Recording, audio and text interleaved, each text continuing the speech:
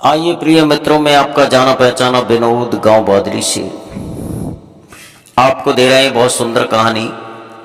और मैंने पहले भी वीडियो कई डाली हैं, आपने बहुत प्यार किया, बड़ा दुलार किया है, बड़ा कथाएं बड़ी अच्छी सुनी है, कमेंट भी किए हैं। तो आपको बताने के लिए जा रहा हूं राजा बलि और वामन भगवान के बीच में कितने सुंदर शब्द ऋषियों ने डाले हैं, महात्माओं ने डाले हैं, विद्वानों ने डाले हैं। देहाती अनमोल यूट्यूब चैनल के सौजन्य से आपका ज़्यादा समय व्यय करते हुए, ज़्यादा समय खर्च करते हुए सीधे उस कहानी की तरफ लेके चलते हैं। जिस समय राजा इंद्र कई देवताओं के साथ में जब क्षीर सागर में पहुंचे हैं भगवान कमलेश के पास, उन्होंने अपनी सारी कहानी कह सुनाई। वहां से जब वो चलते हैं तो भगवान ने करवट बदला है, ऐसा विद्वान बताते हैं। करवट शेषनाग की सैया पे जब बदला है तुरंत ही वो वामन का रूप धारण कर लेते हैं। ये कथा मैंने पहले डाल चुका हूँ आपकी सेवा में, दे दी है मैंने कहानी। अब वहाँ जाते हैं जहाँ पर राजा बलि का यज्ञ चल रहा है और यज्ञ बड़ा अच्छा चल रहा है। 100 यज्ञ राजा बलि ने पूर्ण कर लिए हैं। 100 में से एक, जैसे 1 से 1 कहते हैं तो 100 यज्ञ पूर्ण करने के बाद में जब एक रह गई है यज्ञ, उसे पूर्ण करने के लिए राजा बलि जा रहे हैं। और राजा बलि ने बहुत बढ़िया बड़े तोरण द्वार लगवाए हैं, जगह जगह पे बैनर लग रहे हैं और लिख रहा है आइए पधारिए, आपका सुस्वागत है, आपका वंदन है, अभिनंदन है। और धीरे धीरे वामन भगवान, छोटा सा कमंडल हाथ में है, बागंबर कमर से लपेटे हुए हैं, छोटी सी छतरी है, छोटा सा कमंडल है और छोटा सा एक हाथ में डंडा है। आगे एक हाथ से माला घुमा रहे, अखंड चल रहा है, जाप चल रहा है, अखंड जाप जिसे कहते हैं। राजा बलि यज्ञ पर बैठे हुए, उन्होंने तुरंत ही राजा बलि के सामने जब प्रवेश हो गए, खड़े हो गए जाकर के, राजा बलि ने देखा, ओहो ऐसा संत मैंने कभी नहीं देखा, ऐसा महात्मा मैंने कभी नहीं देखा। ये तो मुझे लगता है कि साक्षात स्वाधीन ब्रह्म सच्चिदानंद मेरे यज्ञ में पधारे हैं।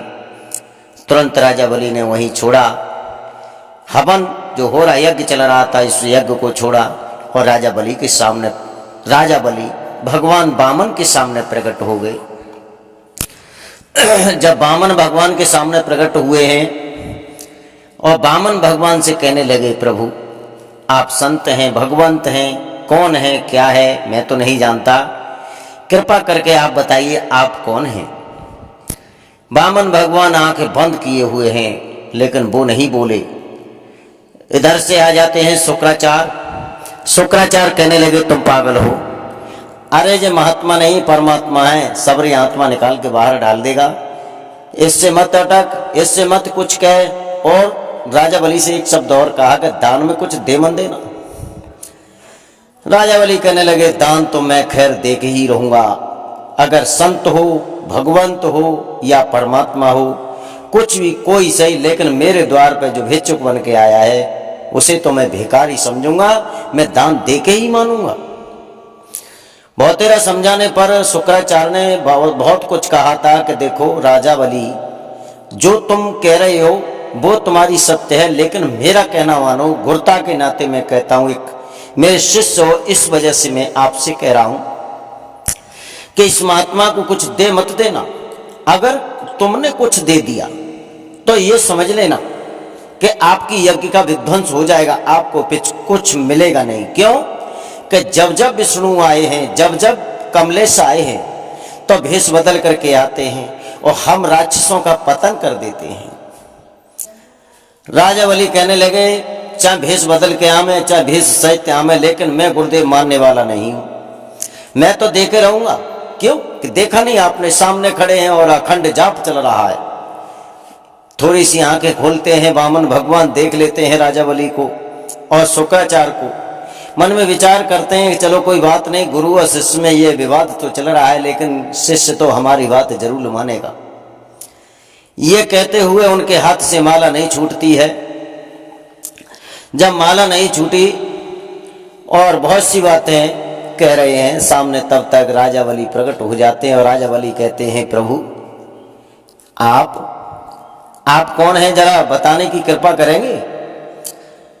वामन भगवान ने आंखें नहीं खोली। फिर दोबारा से राजा बलि ने कहा, प्रभु नवो नवो निरंजनम, नमस्कार गुरुदेवता, वंदनम सर्व साधवा, प्रणाम माम पारंगिता। हे प्रभु, मेरे अबो भाग्य हैं, मेरे हजार भाग्य हैं, और कहाँ तक बताऊं, मेरे इतने सुंदर भाग्य हैं कि आप जैसी बहुमूर्ति और मेरे दरवाजे पर पधारी है। कृपया करके आप बताएं कि आप मांगना क्या चाहते हैं। राजा बलि ने जो शब्द कहे हैं तब उन्होंने आंखें खोली हैं। वामन भगवान ने जब नेत्र खोले और राजा बलि को सामने देखा तो मुस्कुरा गए, हंस गए। अब उनकी जब हंसी देखी है राजा बलि ने, राजा बलि और विभोर हो गए, उनके प्यार में पागल हो गए और विभोर हो जाते हैं। जब राजा बलि विभोर होते हैं और कहते हैं, प्रभु अब तो आपको कुछ मांगना ही पड़ेगा। अगर आप चाहें, आपको ना बुरी लगे तो एक शब्द मैं कहना चाहता हूं। राजा बलि कहते हैं, अगर आप पढ़ना चाहते हैं तो किसी सुंदर पाठशाला में मैं आपका एडमिशन करा दूं। अगर आप शादी करना चाहते हैं तो किसी ब्राह्मण की सुंदर कन्या से शादी करा दूं। अगर आप दान लेना चाहते हैं तो सोने से सींग मड़े हुए, हीरा जवाहरात की माला पहने हुए गाय को मैं दान कर सकता हूं, आप ले सकते हैं। अगर आप चाहें तो मैं अपने प्राण भी आपके चरणों में डाल सकता हूं, क्या आप लेना चाहते हैं। इतनी बात सुनते हुए भगवान वामन कहने लगे राजा बलि से, राजा बलि बड़े भोले हो तुम, क्या दे रहे हो मेरे को, लेकिन मैं नहीं मांगना चाहता। अगर तुम देना चाहते हो तो मेरा त्रिवाचा मान लो तो मैं दे दूंगा। कहने लगे, तुम जो मांगोगे मैं वही दूंगा, लेकिन आप मांगिए, क्योंकि मेरी आत्मा बार बार कह रही है कि कुछ मांगो, लेकिन आप नहीं मांगेंगे तब तक मेरी सांसें अटकती रहेंगी।